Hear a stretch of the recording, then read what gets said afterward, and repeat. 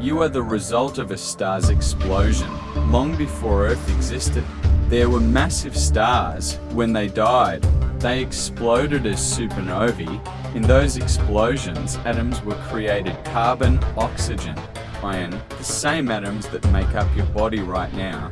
That stardust traveled through space for billions of years, then it formed the Earth, and eventually you. You are not just in the universe is you.